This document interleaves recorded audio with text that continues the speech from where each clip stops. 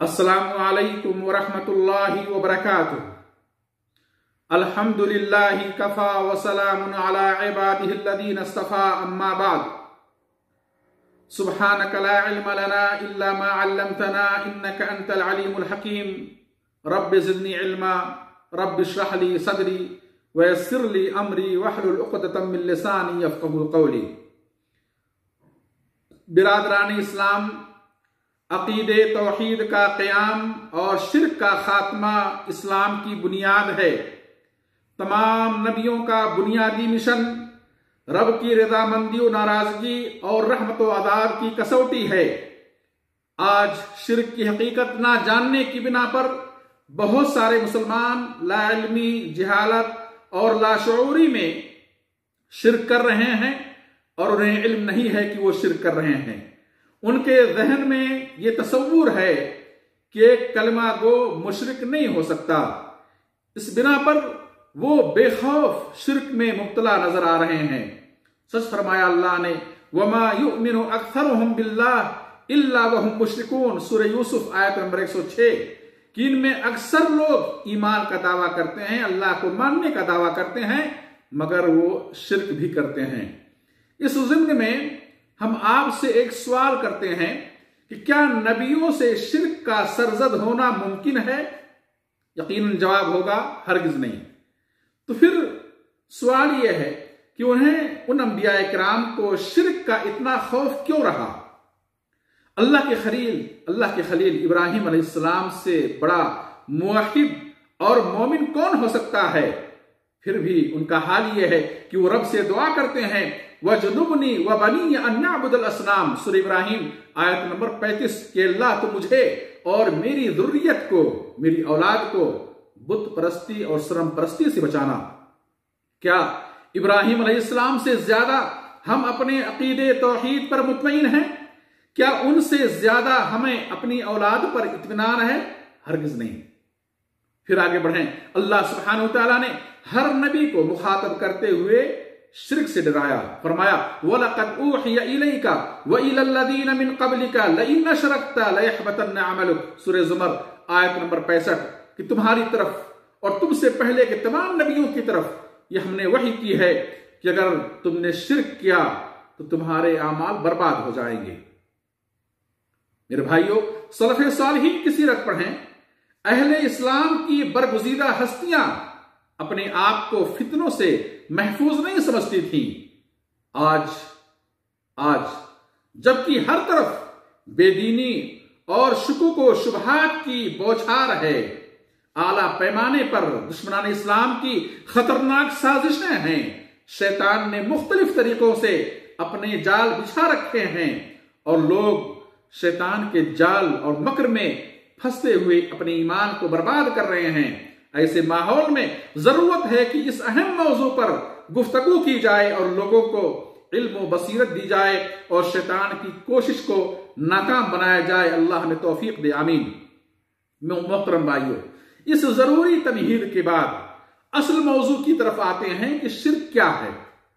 تو اس کا مختصر جواب یہ ہے کہ اللہ تعالیٰ کی ذات، صفات، اللہ کے مقام، مرتبہ اور اللہ کے افعال اور عبادات میں کسی کو شریک کرنا، کسی مخلوق کو اس کا ہمسر اور برابر سمجھنا یا وہ اعتقاد اور کام کسی اور کے لیے کرنا شرک ہے۔ اسلام کا عقیدہ یہ ہے کہ اللہ تعالیٰ موجود ہے۔ دنیا کی ہر شے اللہ کے موجود ہونے پر دلالت کرتی ہے۔ اس کی ذات یکتا و بے مثال ہے، اس کی طرح کوئی نہیں، ہمیشہ ہر چیز کو سنتا ہے، دیکھتا ہے، ہر چیز کا علم رکھتا ہے۔ لیس کمثلہ شیء وہو السمیع البصیر، رب کی ذات بے شمار صفات اور خوبیوں کا مالک ہے۔ رب کے کمالات کا شمار کرنا محال بات ہے۔ رب کی خوبیاں میرے بھائیوں یہ ہیں کہ وہ کل کائنات کا تنہا رب، خالق، مالک، رازق اور دنیا کا نظام سسٹم چلانے والا معبود حقیقی ہے۔ کسی اور کو رب ماننا، رب کی خوبیاں یا صفات کسی اور کے لیے کرنا شرک ہے۔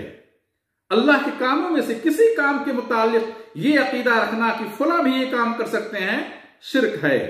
غیر اللہ کی محبت اور قربت حاصل کرنے کے لیے کوئی عبادت کرنا یا ان کی ناراضگی سے بچنے کے لیے کوئی عبادت کرنا شرک ہے۔ کسی غیر سے بدلہ پانے کی امید میں یا مرادیں پوری ہونے کی امید رکھتے ہوئے کوئی عبادت کرنا شرک ہے۔ اللہ سے محبت عبادت ہے، اور ویسی محبت کسی اور سے کرنا شرک ہے۔ اللہ فرماتا ہے وَمِنَ النَّاسِ مَن يَتَّخِذُ مِن دُونِ اللَّهِ أَندَادًا يُحِبُّونَهُمْ كَحُبِّ اللَّهِ سورہ بقرہ آیت نمبر 165 کہ کچھ لوگ ایسے ہیں جو دوسروں کو اللہ کا ہمسر اور شریک ٹھہراتے ہیں اور ان سے یوں محبت کرتے ہیں جیسے اللہ سے محبت ہونی چاہیے۔ میرے بھائیوں، اللہ کا خوف عبادت ہے اور اس جیسا خوف کسی اور سے ہونا شرک ہے۔ اللہ فرماتا ہے فَلَا تَخَافُوهُمْ وَخَافُونَ ان کنتم مؤمنین سورہ آل عمران آیت نمبر 175 کہ تم ان سے نہ ڈرو اور اگر تم ایمان رکھتے ہو تو صرف مجھ سے ڈرو۔ ایسے ہی اللہ سے امید عبادت ہے، اور جیسی امید اللہ سے ہونی چاہیے وہ امید کسی اور سے رکھنی شرک ہے۔ جس طرح توکل بھروسہ اللہ کی ذات پر ہونا چاہیے وہ کسی اور پر رکھنا شرک ہے۔ اللہ فرماتا ہے وَعَلَى اللَّهِ فَتَوَكَّلُوا إِن كُنتُم مُؤْمِنِينَ سورہ مائدہ آیت نمبر 23 اگر تم صاحب ایمان ہو تو اللہ پر توکل رکھو، اگر تم صاحب ایمان ہو تو اللہ پر توکل رکھو۔ جو تعظیم اللہ کی ذات پر ہونی چاہیے، جو تعظیم اللہ کی ذات کے لیے ہونی چاہیے وہ تعظیم کسی اور کے لیے کرنا شرک ہے۔ غیر اللہ کی محبت، خوف اور امید میں یا ان کی قربت حاصل کرنے کے لیے جانور ذبح کرنا شرک ہے۔ اللہ فرماتا ہے قُلْ إِنَّ صَلَاتِي وَنُسُكِي وَمَحْيَايَ وَمَمَاتِي لِلَّهِ رَبِّ الْعَالَمِينَ لَا شَرِيكَ لَهُ وَبِذَلِكَ أُمِرْتُ وَأَنَا أَوَّلُ الْمُسْلِمِينَ سورہ انعام آیت نمبر 162-163 کہہ دیجئے میری نماز، میری قربانی، میرا جینا، میرا مرنا اللہ رب العالمین کے لیے ہے، اس میں اللہ کا کوئی شریک نہیں ہے۔ نہ میری نماز میں اللہ کوئی شریک ہے، نہ میری قربانی میں اللہ کوئی شریک ہے، نہ میری زندگی میں، نہ میری موت میں، اور مجھے اسی کا حکم دیا گیا ہے۔ دفع بلا اور حصول نفع کے لیے غیر اللہ کے آستانوں پر، غیر اللہ کی درگاہوں پر نذر پوری کرنا شرک ہے۔ دنیا میں اللہ سبحانہ وتعالیٰ نے ہر انسان کو، ہر مخلوق کو ناقص اختیار دیا ہے، وہ اس دائرے میں رہ کر اپنی اور دوسروں کی مدد کر سکتا ہے۔ اس دائرے سے بڑھ کر میرے بھائیوں اللہ نے انسان کو جو اختیار دیا ہے اس دائرے سے بڑھنا اور اللہ کے اختیارات کسی اور کے لیے کرنا اور اللہ کے اختیارات میں غیر اللہ سے مدد طلب کرنا شرک ہے۔ اسی طرح سے اللہ سبحانہ وتعالیٰ نے ہم انسانوں کو اپنی مراد حاصل کرنے کے لیے کچھ اسباب اور وسائل کو جائز قرار دیا ہے۔ ہم انسانوں کے لیے کچھ اسباب اور وسائل کو جائز قرار دیا ہے اور کچھ اسباب اور وسائل کو ناجائز اور حرام قرار دیا ہے۔ جن اسباب کا غلط اثر انسان کے دین، اخلاق اور معاملات پر پڑتا ہے، عقیدے پڑتا ہے، اللہ نے ان اسباب کو حرام قرار دیا ہے۔ مثلا بیماری سے شفا پانے کے لیے دعا اور دوا جائز ہے، جائز سبب ہے۔ انسان بیمار ہو تو علاج کروائے، دعا کرے اللہ سے، جائز ہے۔ لیکن مرض اور مصیبت ٹالنے کے لیے، بیماری سے نجات پانے کے لیے تعویذ، کڑا، چھلا، دھاگا، یہ اسباب کیا ہے؟ حرام ہے، کیونکہ یہ انسان کے ایمان، یقین اور اعتقاد کو متاثر کرتے ہیں، بگاڑتے ہیں۔ اسی طرح سے بھوک مٹانے اور ضروریات پوری کرنے کے لیے، پیٹ بھرنے کے لیے، علاج و معالجہ کے لیے، ضروریات زندگی کے لیے اسلام نے رزق حلال کو جائز قرار دیا ہے، اور حرام طریقے سے کما کر بھوک مٹانا اور ضروریات پوری کرنا حرام قرار دیا ہے۔ تو اس طریقے سے اسلام نے انسان کو اسباب میں گھیرا ہے، اور کچھ اسباب کو جائز قرار دیا ہے اور کچھ اسباب کو ناجائز قرار دیا ہے۔ ہم پر لازم ہے کہ اپنی مراد حاصل کرنے کے لیے جائز اسباب اپنائیں اور حرام اسباب سے دور رہیں۔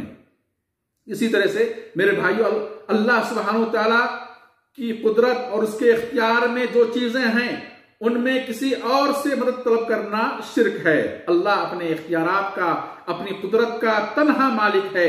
اس نے اپنے اختیارات میں کسی کو شریک نہیں بنایا ہے، چاہے وہ نبی و رسول ہوں یا ولی و صالح ہوں، جن و انس ہوں یا کوئی بھی مخلوق ہو۔ میرے بھائیو، اللہ نے کسی کو اپنے اختیارات میں شریک نہیں بنایا ہے۔ آپ غور کریں کہ اللہ کے حبیب اور تمام مخلوقات میں اللہ کے نزدیک سب سے زیادہ قریبی محمد صلی اللہ علیہ وسلم کو مخاطب کرتے ہوئے اللہ فرماتا ہے، قل لا املک لنفسی نفعا ولا ضرا، سورہ اعراف آیت نمبر 188، کہ کہہ دیجئے کہ میں خود اپنی ذات کے لیے کسی نفع اور نقصان کا مالک نہیں ہوں۔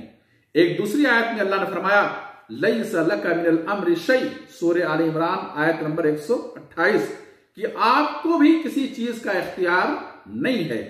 میرے بھائی غور کریں کہ جب نبی صلی اللہ علیہ وسلم کو کسی بھی چیز کا اختیار نہیں ہے تو پھر اللہ کے سوا اور کون ہے جسے ہر چیز کا اختیار ہو سکتا ہے؟ اور پھر غور کریں کہ جو خود اپنی مدد نہیں کر سکتا، اپنی بلاؤں کو ٹال نہیں سکتا، اپنے آپ کو شفا نہیں دے سکتا، وہ دوسروں کی مدد کیسے کر سکتا ہے؟ اللہ فرماتا ہے، اَيُشْرِكُونَ مَا لَا يَخْلُقُ شَيْئًا وَهُمْ يُخْلَقُونَ وَلَا يَسْتَطِيعُونَ لَهُمْ نَصْرًا وَلَا أَنفُسَهُمْ يَنْصُرُونَ، سورہ اعراف آیت نمبر 191 192، کہ کیا وہ ایسے لوگوں کو اللہ کا شریک بنا رہے ہیں جو کچھ بھی پیدا نہیں کر سکتے؟ وہ ایک مکھی پیدا نہیں کر سکتے، اور بلکہ حال یہ ہے کہ وہ خود پیدا کیے گئے ہیں۔ نہ یہ لوگ ان کی مدد کر سکتے ہیں، نہ اپنی مدد کر سکتے ہیں۔ لہذا کسی مخلوق کو مشکل کشا، حاجت روا اور مختار کل، نفع اور نقصان کا مالک سمجھنا، مغفرت اور بخشش کا انہیں اختیار دینا، یہ شرک ہے۔ یہ تمام صفات اللہ رب العالمین کے لیے ہیں۔ اللہ فرماتا ہے، اَمَّن يُجِيبُ الْمُضْطَرَّ إِذَا دَعَاهُ وَيَكْشِفُ السُّوءَ، جب کوئی لاچار فریاد کرتا ہے، کون ہے جو اس کی پکار سنتا ہے اور اس کی تکلیف دور کرتا ہے؟ کیا اللہ کے ساتھ کوئی اور بھی معبود ہے؟ میرے بھائیوں، الغرض کہنے کا مقصد یہ ہے کہ شرکیہ اعمال اور اعتقادات بہت زیادہ ہیں جنہیں سمجھنے کی ضرورت ہے، اور یہ شرک اور شرکیہ اعمال اور اعتقادات کب وجود میں آتے ہیں؟ جب کسی مخلوق کے بارے میں غلو یعنی حد سے تجاوز کیا جاتا ہے، ان کو ان کے مقام سے آگے بڑھایا جاتا ہے، تو پھر وہاں شرک کا وجود ہوتا ہے۔ غلو شرک کا اول دروازہ ہے، اور یہ غلو انسان کو رفتہ رفتہ شرک میں مبتلا کر دیتا ہے۔ یہی وجہ ہے کہ اسلام نے غلو سے منع کیا ہے۔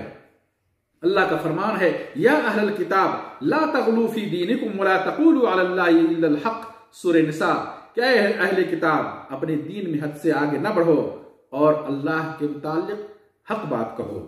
غلو کسی کی تعظیم میں حد سے آگے بڑھنا باعث ہلاکت ہے۔ حدیث یا فرماتے ہیں، ایاکم والغلو فانما ایاکم والغلو فی الدین انما اہلک من کان قبلکم الغلو فی الدین، رواہ ابن ماجہ، کہ تم لوگ غلو سے بچو، حد سے آگے نہ بڑھو۔ تم سے پہلے کے لوگ دین میں غلو کرنے کی وجہ سے ہلاک ہو گئے۔ اور آپ دیکھیں کہ نوح علیہ السلام کی قوم، اللہ کے کچھ بندے، نیک بندے، ود، سوا، یغوث، یعوق، نصر کی شان میں جب وہ قوم غلو کا شکار ہوئی اور شیطان کے بہکاوے میں آ کر ان صالحین کے سامنے اپنی درخواستیں پیش کرنا شروع کر دی، عبادت کی بہت ساری قسمیں، دعا، فریاد کرنا، مدد طلب کرنا، نذر ماننا، سجدہ کرنا، محبت، خوف، امید، توکل، یہ کام جو اللہ کے لیے ہونے چاہیے، یہ ان صالحین اور اولیاء کے لیے کیا جانے لگا، تو وہیں سے شرک کی ابتدا ہوئی، اور جس کا قلع کما کرنے کے لیے سب سے پہلے رسول نوح علیہ السلام بھیجے گئے۔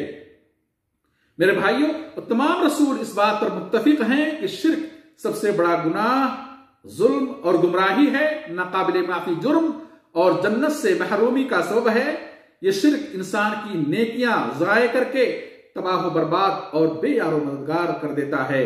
شرک اکبر کا مرتکب ہمیشہ کے لیے جہنم میں ہوگا، والعیاذ باللہ۔ اللہ سے دعا ہے اللہ ہم سب کو شرک کی حقیقت جاننے، شرک کی خطرناکیوں اور ہولناکیوں اور تباہیوں کو سمجھنے اور ان سے بچنے کی توفیق دے، آمین۔ وآخر دعوانا ان الحمدللہ رب العالمین، والصلاة والسلام علی نبینا محمد، والسلام علیکم ورحمۃ اللہ وبرکاتہ۔